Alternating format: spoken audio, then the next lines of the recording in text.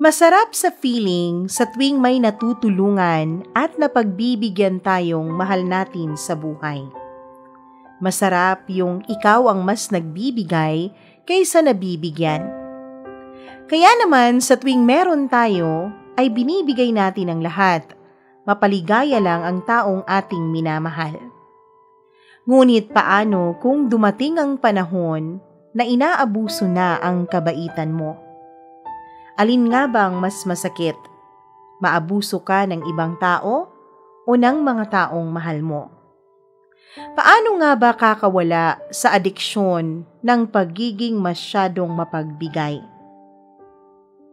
Dear Mama Mia, ako si Shirley, 34 years old at isang single mother. Mula sa pagbubuntis ko sa aking anak, hanggang ngayon ay ako na po ang mag-isang nagtataguyod sa kanya.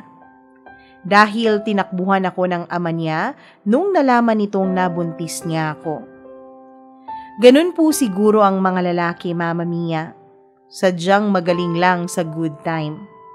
Mabilis lang pagdating sa ligaya at kama, pero pag nagbunga na ay maglalaho na lang na parang isang bula.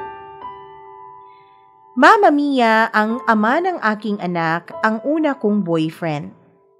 Hindi kasi talaga ako pumasok sa isang relasyon mula nung high school ako hanggang college. Dahil bata pa lang ako, Mama Mia, ay alam kong may mabigat na akong responsibilidad sa aking pamilya. Panganay kasi ako sa 5 magkakapatid at maaga kaming naulila sa ama. Ang nanay ko lang ang nagtataguyod sa aming lahat. Bata pa lang ako ay lagi nang sinasabi sa akin ng nanay ko na sana raw ay huwag ko silang pabayaan pagdating ng panahon. Sana raw ay kapag nakapagtapos na ako ng aking pag-aaral, ay huwag muna akong mag-aasawa at tulungan ko muna ang aking mga kapatid. Ang mga bagay na yun, Mama Mia, ay pumasok hindi lang sa aking utak, kundi tumagos rin ito maging sa aking puso. Mula high school hanggang college ay scholar at honor student ako. At minsan ay hindi ako naging sakit ng ulo ng nanay ko. Ginawa ko ang lahat para maibalik kay nanay ang mga naging sakripisyo niya sa akin. Nagtapos ako ng aking pag-aaral ng may karangalan. At ginawa ko ang lahat, Mama Mia, para matulungan ang aking buong pamilya. Pagka-graduate ko ng college ay wala akong sinayang na panahon at agad akong naghanap ng mapapasukang trabaho. Pinag-aral ko ang aking mga kapatid. Pero sa kasamaang palad, Mama Mia, ang sumunod sa akin ay namatay sa isang aksidente bago pa siya makagraduate ng college. At ang sumunod naman sa kanya ay naging bulakbol. Kaya sa mahabang panahon ay ako ang naging mag-isang breadwinner sa aming pamilya. Dahil ang babata pa ng 2 bunso naming kambal. Nung nagbulakbol ang isang kapatid ko, Mama Mia, ay naisip ko na ang hirap palang maging isang breadwinner. Ang hirap pala ng pakiramdam na lagi mo nalang inuuna ang iba. Kaya naman naisipan ko ng panahon na yon na siguro panahon naman para bigyan ko ang sarili ko. Panahon na para ako naman ang sumaya. Kaya nung nagparamdam sa akin si Roy, ay hindi ko na pinatagal pa ang kanyang panliligaw at sinagot ko na siya kaagad. Si Roy, Mama Mia, ay schoolmate ko nung high school. Nagkita kaming 2 sa high school reunion namin taong 2016. 10 years after naming makagraduate ng high school. Isa kasi yung bonggang reunion na inorganize ng aming mga guro dahil 1 dekada na mula nung umalis kami sa aming alma mater. Nung magkita kami nung gabing yon ay hindi na ako tinantanan pa ni Roy, Mama Mia. Inad niya ako sa lahat ng social media accounts ko at kinuha niya rin ang cellphone number ko sa iba naming batchmates. Nakita kong pursigido siyang i-pursue ako, Mama Mia. Kaya naman, pinagbigyan ko siya. Baka nga si Roy na ang magbibigay sa akin ng saya. At gaya nga ng mga bagong magkarelasyon ay sobrang saya naming dalawa ni Roy. Sa kanya ko naranasan ang aking unang halik, Mama Mia, pati na rin yung una kong karanasan sa kama. Oo, bumigay ako kay Roy. Ginawa kong monthsary gift sa kanya ang aking pagkaberhen at ang aking pagkababae nung ika-3rd month naming magkarelasyon. Naisip ko, 26 years old na rin naman ako. Kaya okay na siguro kung ibigay ko ang sarili ko sa kanya. Isa pa, Mama Mia, ay magaling mangumbinsi si Roy. Ang nasa puso ko noon ay pumasok na rin ako sa relasyon, bakit hindi ko pa i-all out? Mama Mia, masaya sa pakiramdam na may nananabik na mahalikan, mayakap at makasiping ka sa kama. Pero 2 buwan lang mula nung simula kong binigay ang sarili ko kay Roy, ay hindi na ako dinatnan ng aking menstruation. Natakot ako ng husto, Mama Mia. Kinakabahan akong pumunta sa pharmacy na malapit sa opisina namin upang bumili ng pregnancy test kit. At nung gamitin ko yon sa CR, ay halos hindi ako makahinga habang hinihintay ang resulta. Pagkatapos ng 3 minuto, ay malinaw na 2 guhit ang nasa kit na yon. Nangangahulugang positive. Buntis nga ako.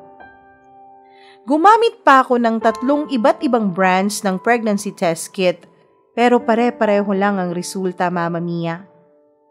Buntis talaga ako. Tinawagan ko si Roy at nakipagkita ako sa kanya pagkatapos ng aming trabaho. Nasa isang restaurant kami noon. Kumakain kaming 2 at masaya pa siyang sinasabi sa akin ang mga plano niya sa aming weekend getaway para sa aming 6th monthsary. Pero nung binigay ko sa kanya ang 3 pregnancy test kits, ay nawala ang sigla sa kaniyang mga mata. Tahimik siyang tinapos ang kaniyang pagkain. Tapos sabi niya ay magsi-CR lang muna siya, Mama Mia. Pero hindi na siya bumalik sa table namin. 30 minutes ko siyang hinintay pero hindi talaga siya bumalik. Tinatawagan ko ang kaniyang cellphone pero hindi na nagre-ring. Nakapatay na yata. After 30 minutes, Mama Mia, ay napagpasyahan ko na lang na umuwi sa pag-aakalang nagulat lang si Roy sa balita ko. Pero hindi, Mama Mia. Hindi na talaga siya nagparamdam sa akin mula nung gabing yon. Ganun na lamang ang pagkadismaya at ang lungkot ng nanay ko nung nalaman niya ang nangyari sa akin. Ang sabi pa niya, minsan na nga lang daw akong pumalpak sa buhay ko, ay one time big time pa. May punto naman si nanay. Pero nasaktan ako sa isiping mas tiningnan ng nanay ko ang pagkakamali ko kesa unawain ang naging sitwasyon ko, Mama Mia.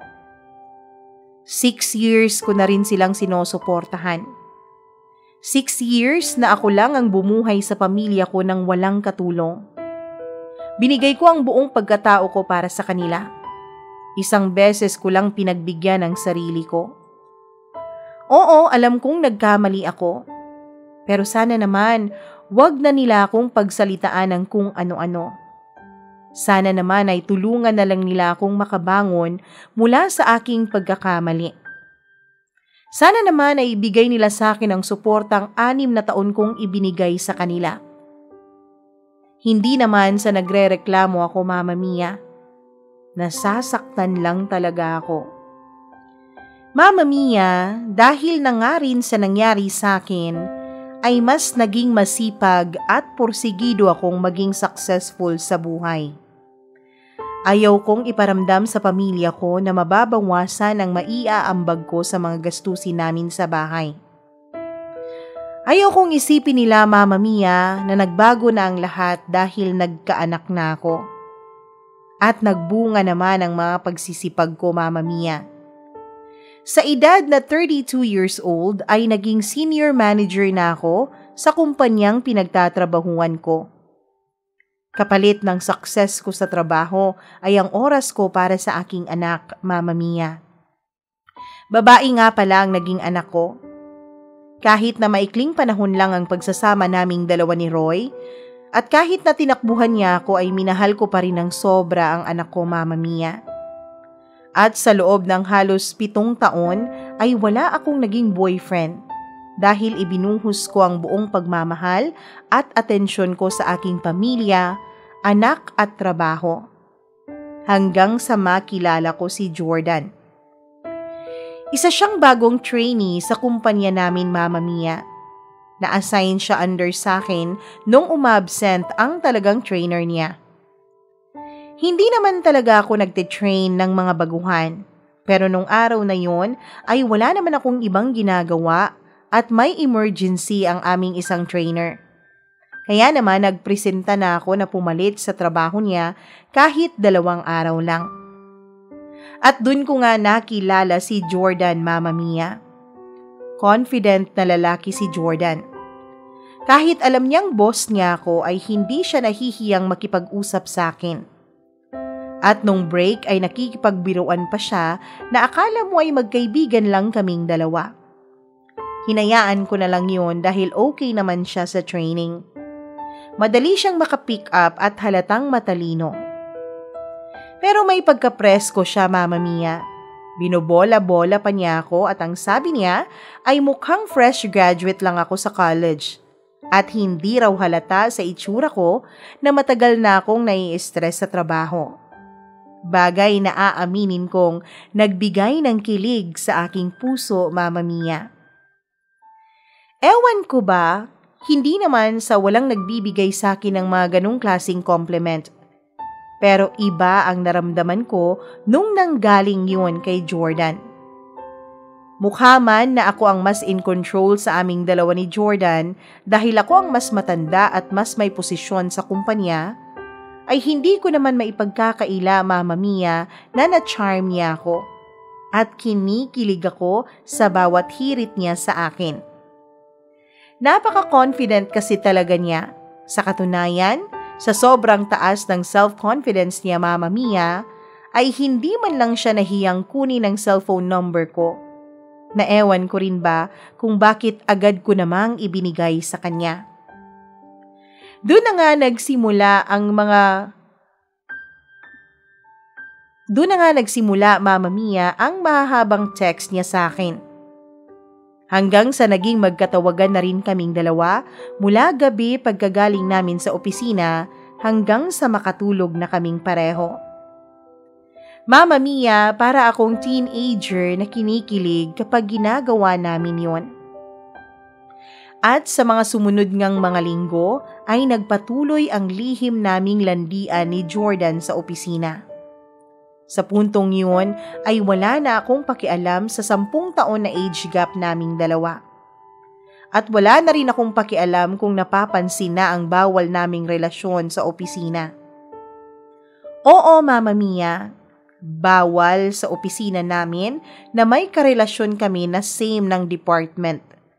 Lalo na pag isa sa inyo ang may posisyon. Conflict of interest kasi yun.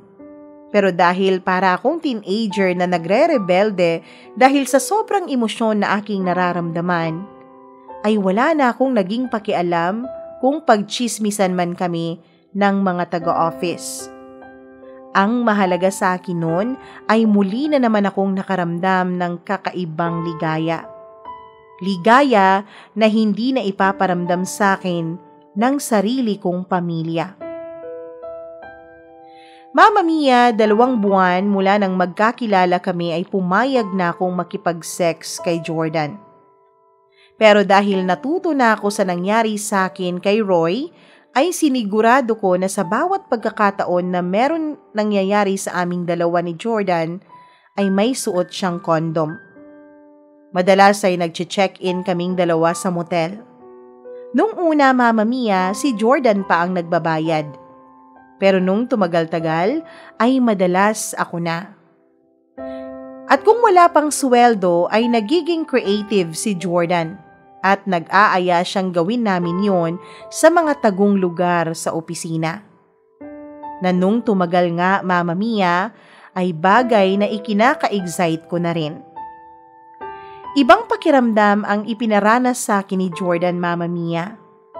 Parang bawat araw na magkasama kaming dalawa ay na-e-excite ako. Parang noon lang talaga ako tunay na nabuhay.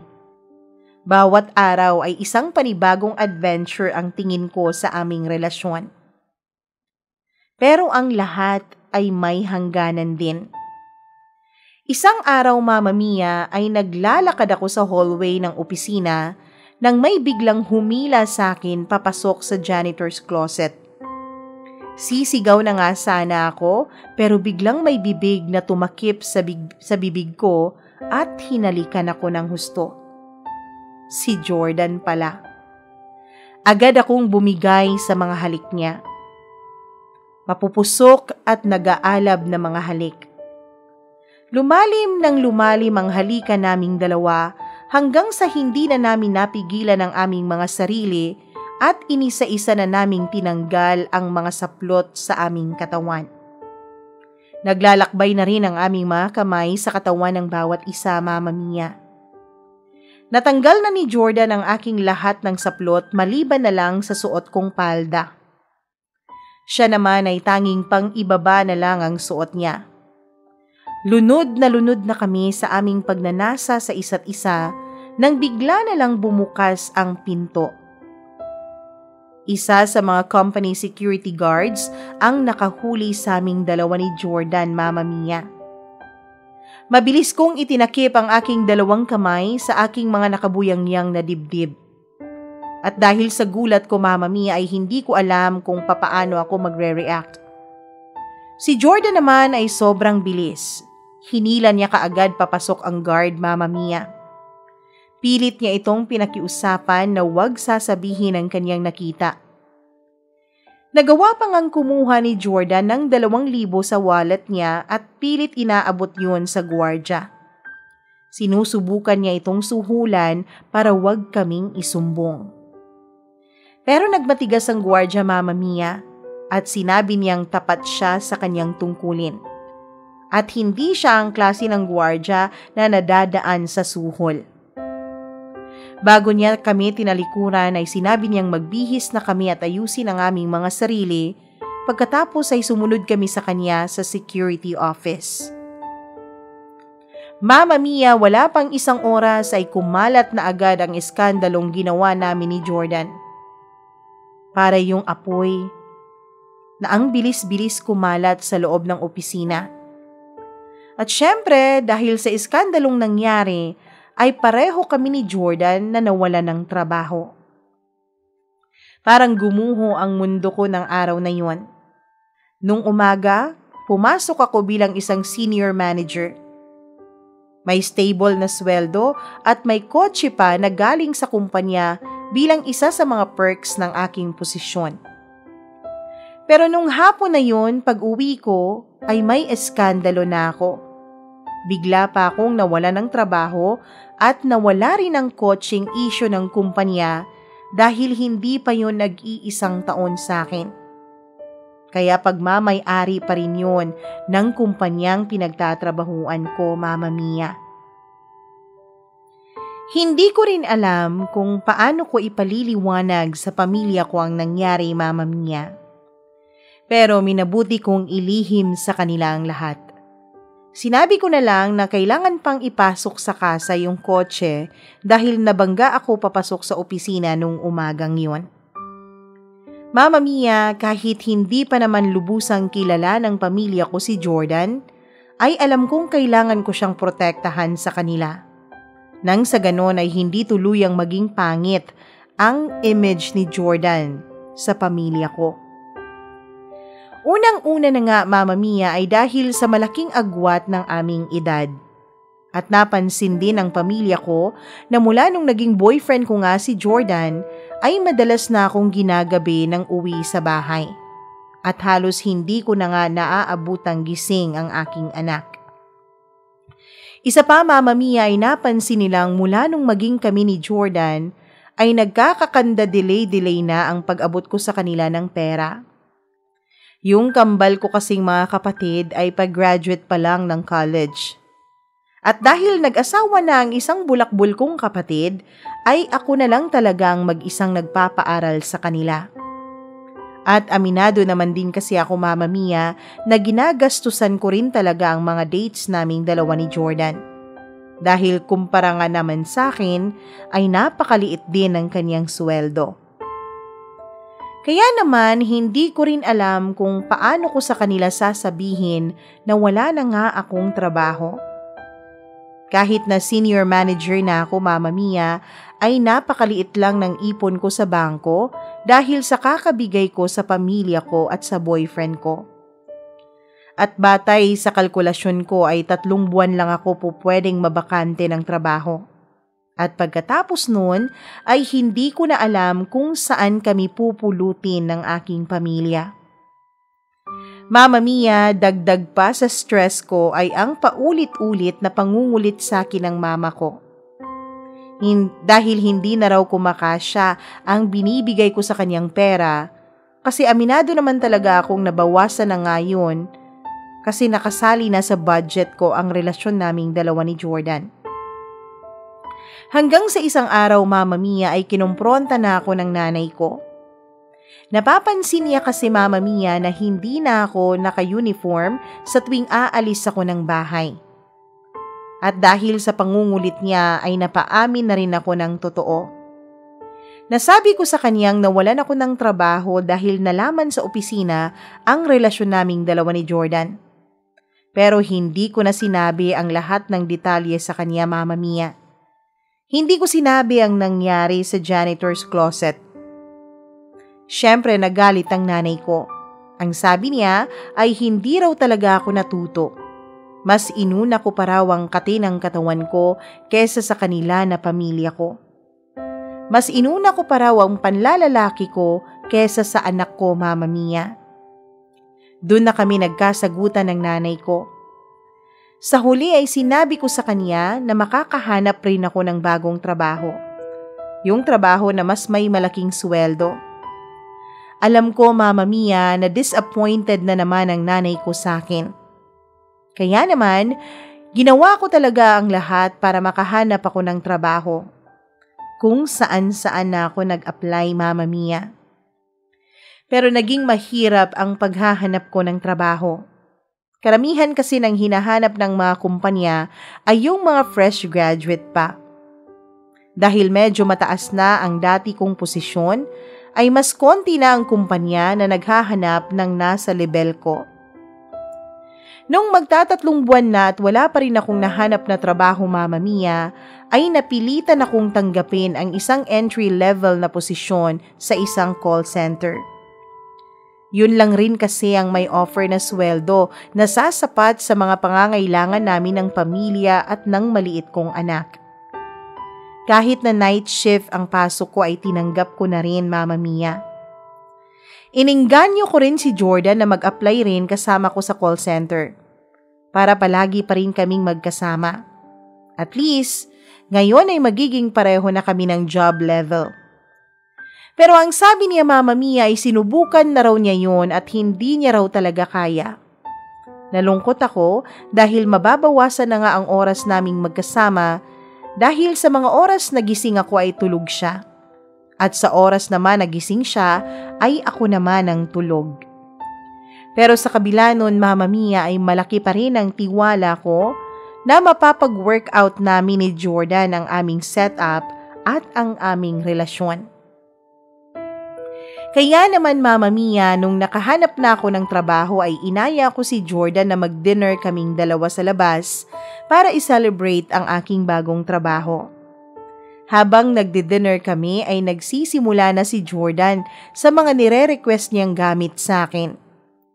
Nung sinabi ko sa kanya na wala pa akong extrang budget, ang sabi naman niya ay kailangan niya raw yun para makahanap na siya ng bagong trabaho. Kailangan daw kasi niyang magmukhang presentable para maging first choice siya sa trabaho na a-applyan niya.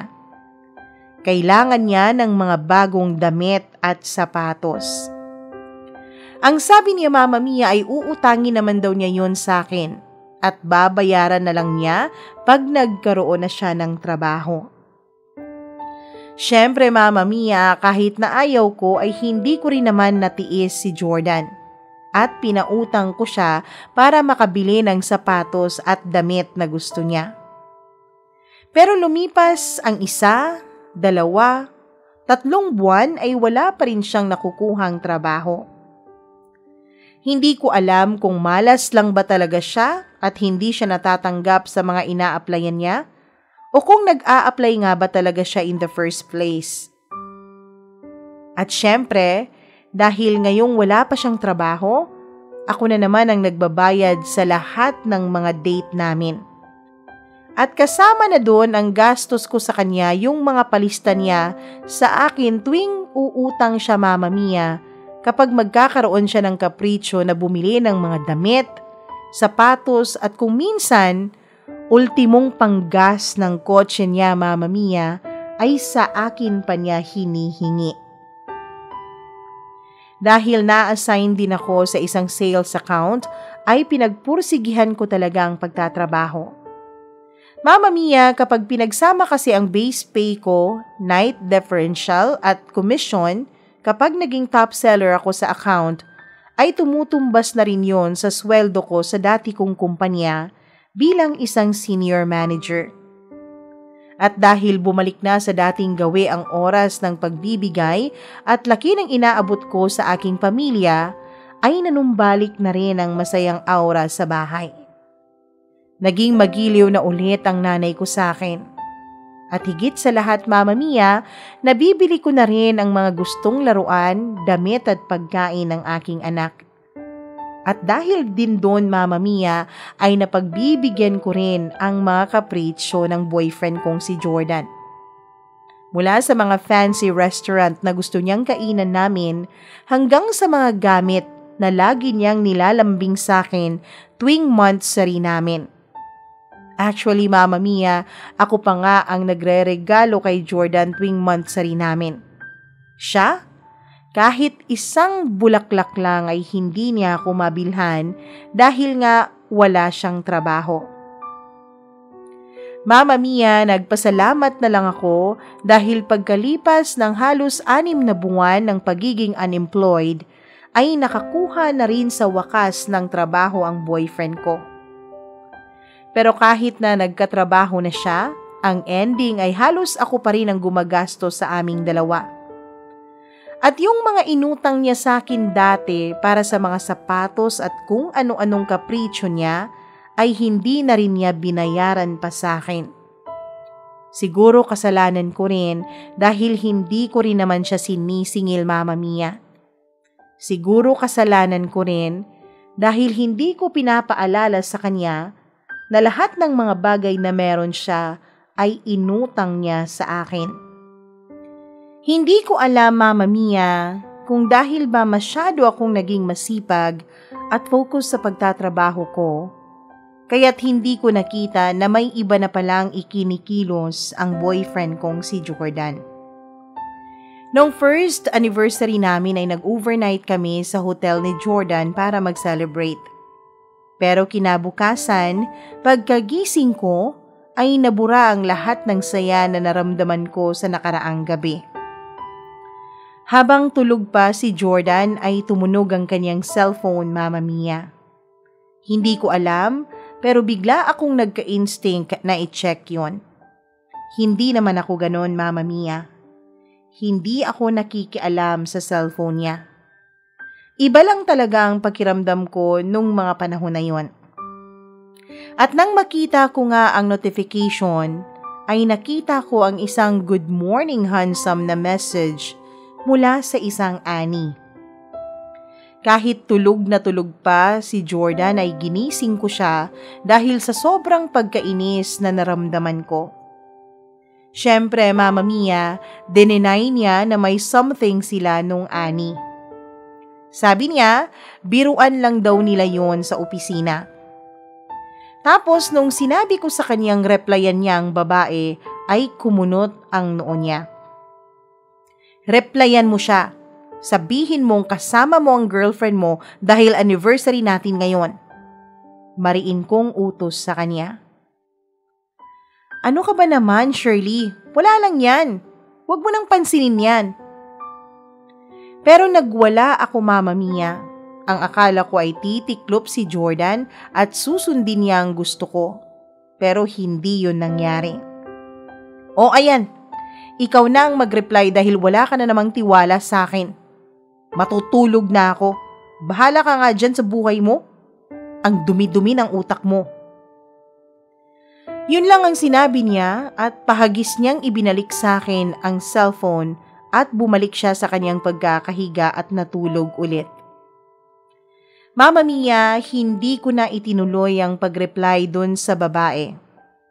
Pero dahil sa nangyari, ay napapaisip ako na meron nga palang mga pagbabago sa kilos ni Jordan mula nung hindi na kami magkasama sa iisang trabaho. Kapag may mga date kaming dalawa ay hindi niya mabitaw-bitawan ang cellphone niya. Hindi naman siya ganun nung una. At hindi na rin niya iniiwan sa akin ang kanyang cellphone kapag nag-CCR siya. Literal na dala-dala niya ang cellphone niya kahit saan pa siya magpunta at kahit ano pa ang ginagawa niya. Mga bagay, Mama Mia, na hindi naman niya ginagawa dati. Matapos ang pangyayaring yun ay naging paranoid na ako sa mga ikinikilos ng boyfriend ko. Apektado pati ang performance ko sa opisina at humina rin ang aking sales. Sa gabi, Mama Mia, kapag nasa trabaho ako, ay naiisip ko kung ano kaya ang ginagawa ni Jordan sa mga oras na yon. Natutulog ba siya o gumagawa ng milagro? Sa umaga naman ay hindi rin ako makatulog ng maayos dahil iniisip ko kung may nilalandi ba siya sa opisina nila nung mga oras na yon. Mama Mia, uso kasi ang office fling. Pero dumaan ang mga linggo at napagod na rin ako sa pagiging paranoid ko. Nakatulong din na wala namang ipinagbago o idinagdag na kahina-hinalang pagkilos si Jordan. Pero ngayon, Mama Mia, looking back sa kung ano ang mga nangyaring sumunod at mga naging revelasyon sa akin, ay na-realize ko, Mama Mia, na eksperto lang talaga ang boyfriend ko sa pagpapanggap at pagtatago ng totoo. Isang araw, Mama Mia, ay kasama ko ang anak ko sa mall. Namimili kami ng mga gamit niya sa eskwela. Magpapasukan na rin kasi sa susunod na linggo. Pagkatapos naming mamili ay nag-request sa akin ang anak ko ng ice cream. May isang stall kasi ng ice cream sa harap ng isang restaurant sa loob ng mall. Habang nagbabayad ako sa biniling ice cream ng anak ko, ay bigla kong nakita si Jordan sa loob ng restaurant na kaharap lang ng ice cream stall na yun. Inaninag ko pa ng husto kung talaga bang si Jordan ang nakita ko. At hindi nga ako nagkamali, Mama Mia. Siya nga, si Jordan nga at may kasama siyang babae at masaya pa silang dalawang nagsusubuan ng pagkain. Hindi ko na napigilan ang sarili ko, Mama Mia, at nawala sa isip ko na kasama ko ang anak ko nung mga panahon na yon. Agad-agad akong pumasok sa loob ng restaurant at kinumpronta ko si Jordan. "Walang hiya kang lalaki ka!" sabi ko sa kanya, sabay sampal ko sa kanan niyang pisngi ng malakas. "Aray, ano ba? Shirley?" May pagkagulat niyang tanong sa akin. "Shirley? Ikaw si Shirley?" Sabi naman ng babae na kasama niya, Mama Mia. "At kilala mo pala ako, malanding babae ka?" "Oo, ako si Shirley." "Oo, kilala kita. Pero ang akala ko ay matanda ka na. Ang sabi kasi sa akin ni Jordan, Shirley ang pangalan ng sugar mommy niya." Mama Mia, nagngingit-ngit ako sa sobrang galit dahil sa narinig ko mula sa babaeng malandi na kasama ni Jordan. Walang pag-aalinlangang sinugod ko siya ng sabunot at Mama Mia, hindi ko talaga siya tinigilan hanggat hindi ko nakukuha ang ilan sa kanyang mga buhok. Bad trip nga lang dahil inawat kami agad ng mga waiters ng restaurant na yon. Pero hindi ako umalis doon nang wala akong laban, Mama Mia. Ipinahiya ko si Jordan dahil ipinahiya niya rin ako. Pinaghubad ko siya, Mama Mia. Pinahubad ko sa kanya ang mga alahas na suot niya dahil ako ang bumili nun. Pati sapatos na Nike ay pinahubad ko rin dahil pera ko ang binili niya doon. Kahit ang pang-itaas niyang damit ay pinahubad ko. Nung una ay ayaw pa niya, pero sinadya ko talagang lakasan ang boses ko at para akong nag-e-eskandalo noon sa restaurant para marinig ng lahat ng tao sa restaurant na yun ang mga nangyayari sa amin. Kaya naman wala na siyang nagawa kundi ang hubarin ang mga bagay na pinapahubad ko sa kanya. Magpasalamat na lang talaga siya at hindi ako ang bumili ng pantalon na suot niya nung araw na yon. Dahil kapag nagkataon, aalis siya sa mall na yon nang nakabrief na lang. Kinuha ko lahat ng mga hinubad niyang damit at gamit at ibinaling ko ang tingin ko sa babaeng kasama niya. Oh, ikaw naman ang bumili ng mga luho ng walang hiyang lalaking yan.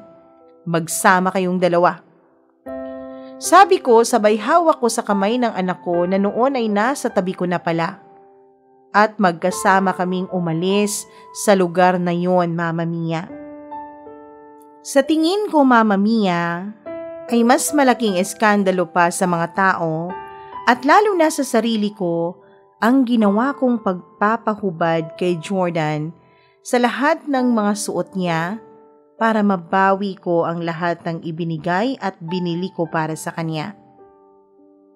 Sa tanang buhay ko ay hindi ko akalain na magagawa ko pala ang ganong kababang bagay. Sa loob kasi ng 1 taon ng pakikipagrelasyon ko kay Jordan ay binigay ko sa kanya ang lahat, Mama Mia. Pero pinaikot niya lang ako.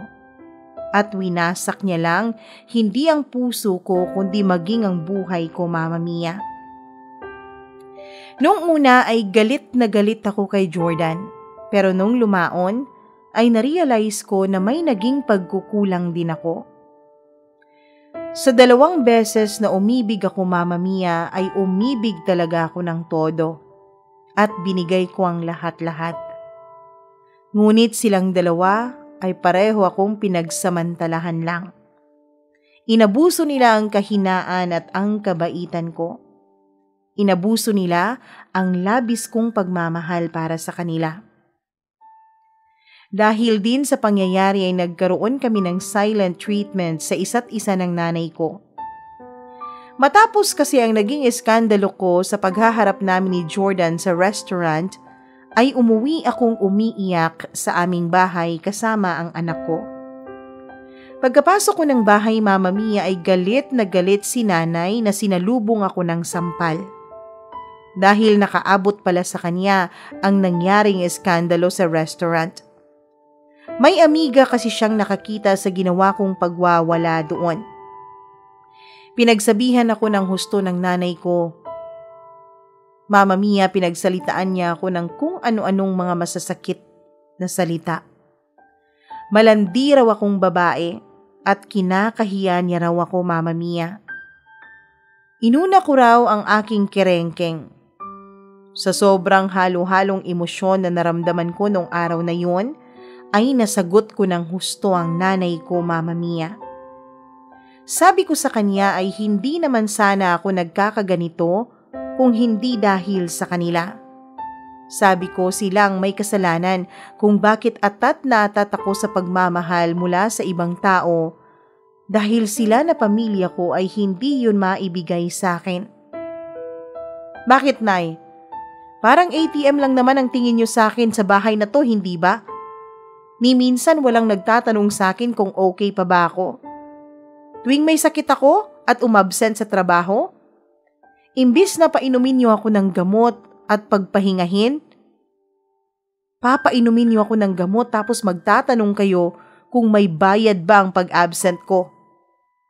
Pera. Yun lang ang mahalaga sa inyo, Nay. Bakit ko nga ba kayo binubuhay hindi ko naman kayo mga responsibilidad?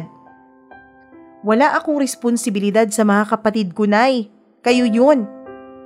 At kung hindi nyo kaya, dapat mag-working student sila tulad ng ginawa ko noon. Tuloy-tuloy kong panunumbat sa nanay ko, Mama Mia. At dahil sa sobrang mga masasakit na salita rin ang nabitawan ko, ay nanahimik ang nanay ko. Alam kong nasaktan ko siya sa mga sinabi ko. At kahit na alam kong mali rin yung paraan ng pagkasabi ko sa kanya ng mga saloobin ko, ay pinabayaan ko na muna ang sarili kong makaramdam ng galit sa kanya, Mama Mia. Nung araw na yun at nung mga panahon na yun ay hindi ko muna inintindi ang damdamin ng ibang tao. For the first time in my life, naging makasarili ako, Mama Mia.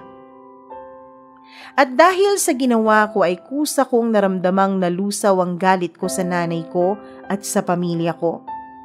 At nang humupa yun, ay tsaka ko na sila kinausap ng matino at humingi ako ng tawad. Napatawad nila ako, Mama Mia, at napatawad ko na rin sila. Sa ngayon ay ibinubuhos ko na lang ang buo kong atensyon sa aking anak. At dahil din sa nangyari, ay parang natauhan din ang nanay ko at ang mga kapatid ko. Kaya naglaylo na si nanay sa pagbubunganga niya sa akin ng tungkol sa pera. At yun namang mga kapatid ko ay nagkaroon ng kusa na mag-working student at kahit maliit ang kita, Mama Mia, ay pinatos nila para hindi lahat ay inaasa nila sa akin. Sa ngayon, Mama Mia, ay focus na lang ako sa trabaho ko at sa anak ko. Dahil sa nangyari ay parang na-trauma na ako sa intimacy at pag-ibig. Kung dati ay sabik na sabik akong mahalin at magmahal, ngayon ay parang mas gugustuhin ko na lang na mabuhay ng mag-isa at payapa kasama ang aking anak. Hanggang dito na lamang, Mama Mia, at maraming salamat. Shirley.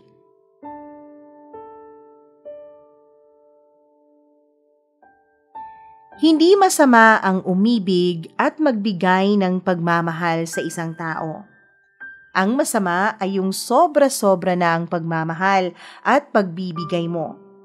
Sa puntong kinakalimutan mo na yung mga responsibilidad mo at pati na ang sarili mo. Hindi ko sinasabing huwag kang magmahal at huwag kang magbigay. Dahil naniniwala ako na isa sa mga dahilan kung bakit masarap mabuhay dito sa mundo ay kung may minamahal ka at may nagmamahal rin sa'yo. Ang sinasabi ko lang ay maging maingat ka sa kung sino man ang pagbibigyan mo ng iyong pagmamahal. Lalo na sa mga single parents natin dyan, hindi na lang kasi mga sarili ninyo ang iisipin ninyo sa tuwing magpapapasok kayo ng bagong tao sa buhay niyo. Tandaan, first priority nyo na ang inyong mga anak. Hangad ko sana ay makahanap ng totoong pag-ibig ang lahat ng mga nakikinig dito sa ating YouTube channel. Maraming salamat po sa patuloy na pagtangkilik sa ating mga kwento at kung nagustuhan nyo ang kwentong ito, huwag nyong kalimutang mag-like at mag-share. Huwag nyo rin kalimutang isubscribe ang ating YouTube channel at kung hindi nyo pa na-click yung notification bell, i-click nyo na rin para updated kayo sa mga bago nating upload. At huwag nyo rin kalimutan na kung may sarili kayong kwento na gustong i-share, pwede kayong mag-email sa mamamiacdo0317@gmail.com. Maraming salamat hanggang sa susunod nating kwento. Ito po si Mama Mia.